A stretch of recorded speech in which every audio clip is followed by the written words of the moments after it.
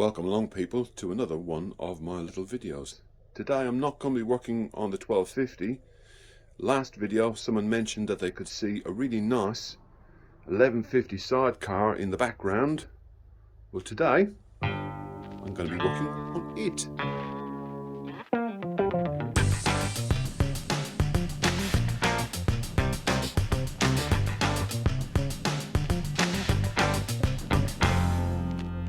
My wife and I are going off to Scotland soon, end of May, start of June, all being well according to restrictions.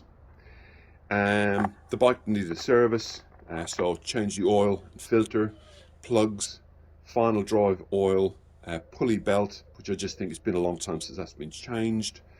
I think it's about 650 odd miles up and obviously 650 miles back. We're going to do a job lot of miles while we're there, so that's a lot of work for the little engine. I'm even going to change the fuel pump and the fuel filter. I have just run the bike on the driveway to warm the oil up. Now I know some people don't like that, but I do. So let's get on with that. I got one of these special oil containers for transporting your oil to the recycling centre. The oil goes in there and the oil comes out of here and it stays in there nice and safe until you can get rid of it. Right.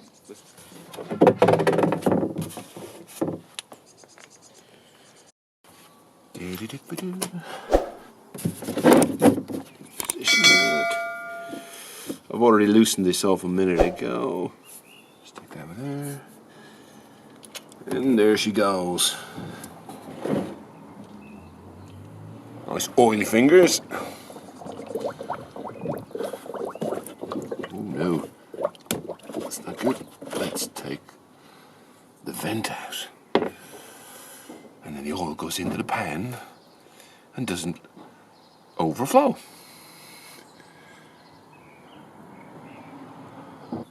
Time for a cup of coffee and let that drain. I've got one of these. It's effectively a big socket and it fits straight onto the oil filter. Once you ratchet, like that. While I'm waiting for the oil to drain, underneath the rear seat is a toolbox. If you can hear me over the traffic, there's a little gadget in the toolbox. And if we go down here and put that on there, that's what that gadget's for. Thank you very much. I'm also going to use the BMW OEM socket for the plug, because to be honest, it's kind of made for the hole. Alright, confession, I have loosened it up.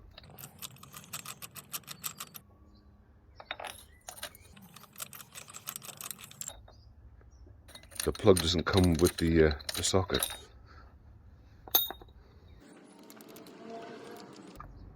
Yeah, faff. Here's my old spark plug. And on the spark plug there's a little crush washer. A crush washer is only supposed to be crushed once. You're not supposed to take your plugs out in and out repeatedly, and that's why the crush washer is only supposed to be crushed once. You're not supposed to take a plug out and clean it.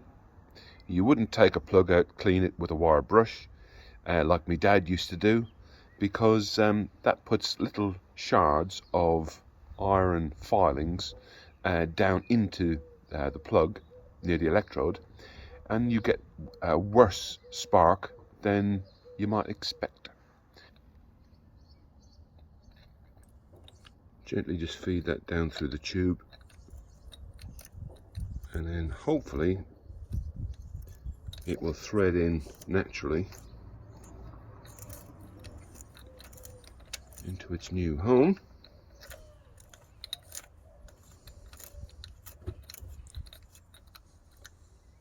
I've done the spark plug on the other side, but as you can see, the head sticks out between the bike and the sidecar. To be able to change the spark plug, I have to get into the sidecar and kind of kneel down in here like that and get in and work. So Trust me, I have changed the spark plug. Ooh, there we go. So here he is, the Sump Plug, and as you can see on it is the old copper Sump Plug washer. It's the old one. Now if you go to Motorworks or somewhere like that, they will supply you with what I think looks like, I think it's aluminium. Anyway, regardless of whether it's copper or aluminium, I prefer to change and put a fresh one on each time I change the oil. So there's the new oil filter ready to go on. The only thing I have to do before I put it on is put a bit of oil all the way around the rubber ring. Otherwise, the oil filter, this ring, when it goes up into the recess underneath the engine, it kind of seizes, and you want that to slip round nicely, and it makes it easier for the oil filter to go on. And I'm just going to replace the oil filter back up into the recess underneath the engine. I like to get it onto the threads by hand.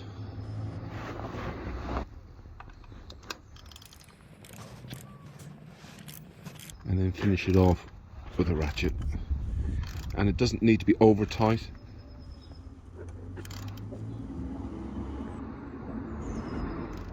There we go, that's tight enough. Okay, so now I have replaced the drain plug and the oil filter. I tightened it up basically loosely by hand, and then I torqued it, and I shall put the torque setting on the screen for you now. I have to do it on my driveway, so forgive me for the background noise. When it comes time to putting the oil in the engine, I've referred to the workshop manual I've got, and it is 3.75 litres. So let's go and do that. I'm sure there's lots of different places you can buy oil from, so no points for guessing where I buy mine from. 2050 is the weight of oil, which I find is absolutely spot on for the air-cooled engine. On the far side of the engine, between the motorbike and the sidecar, is the sight glass location. As this bike doesn't have a dipstick, some people would say it does have a dipstick, but anyway, we'll leave that down to them. Moving onwards. Yeah, basically there's no oil in the sight glass window at the moment, so I'm going to keep on putting oil in, but only up to the measurement that was stated in the book, 3.75 litres. So now we've got a level in the sight glass, and I normally go on this little lump on the side of the engine. So I think that's a little fraction low. So I'm going to top up the engine, and then the engine oil is done. Here we are around at the back end of the motorbike. I'll change the final drive oil. Now I know that most people who do servicing on BMWs would probably change the oil every second service. But because this has got a sidecar on it, instead of leaning around corners, it's scrubbing. So the rear end is scrubbing around corners instead of leaning. So I like to change the oil more regular than I would do if it was just a standard road bike.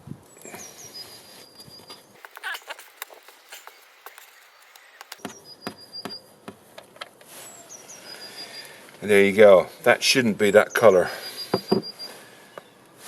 That's kind of a grey black colour, and it really shouldn't be that colour. There's a lot of metal in that oil, and I did change that last year, so I'm happy to be changing that again this year. So I just removed the filler with a T40 torque socket, And while I'm telling you that, I thought I would show you this. This is the drain, so it goes in the bottom. There's a magnet right in the middle of it, and at the moment there's a lot of, you can see it on my fingers, you can feel it feels like grinding paste, but that shouldn't be there, so I'm going to clean all of that up before I put it back in. So there we go, there's the drain plug all nice and clean, and you can clearly see the magnet right in the centre of the drain plug, ready to be reinstalled. I'm just going to leave it dribble its way for a little while. Time for another cup of coffee.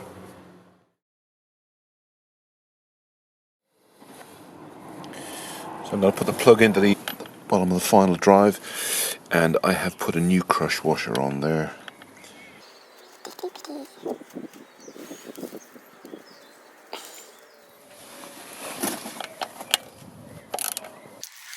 Okay, that's tight, but I shall tighten it up and torque it properly in a minute. Right, so I'm going to put the oil in, but before I do, it's a bit difficult to try and explain how you work out the level on this, so I'm going to try. Just there's a little shiny lip. Just there on the left hand side, yeah, you can see there's a little shiny lip just there. And when the oil is on that little lip, there's enough oil in the rear diff. Does that make sense? Obviously, when I put this in here like this and start to squeeze me oil into the rear diff, that little lip is now going to be full of oil. So what I'm going to do is I'm going to stick my little cotton bud in, clean that little lip off, and if the little lip is clear of oil, there's not enough oil in the diff. And that's how I work it out. And repeat until it's... Right, so I've been doing it now for the last couple of minutes, and if I clean that off, that little... You can see there's oil on the Q-tip. It's just the level of that little silvery bit on the left hand side. So it's full, it's done, sorted. There's the filler plug with the new crush washer on. Just put it back in place.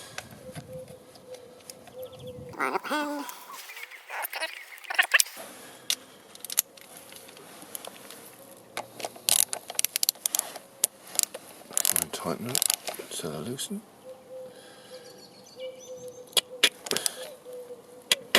There we go, torqued. Sorted, all done. I think we should take it for a little test ride. Okay, so that's all I'm going to do this time. Hopefully you've enjoyed some of that.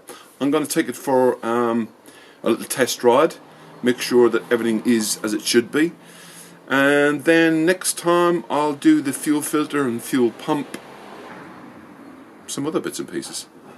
Alright, until next time, if you've liked the video, please give it a thumbs up. If you haven't liked the video, give it a thumbs down. Please leave a comment in the comment section below if you haven't liked it, and tell me why you haven't liked it. Take care of yourself, and until next time, bye bye.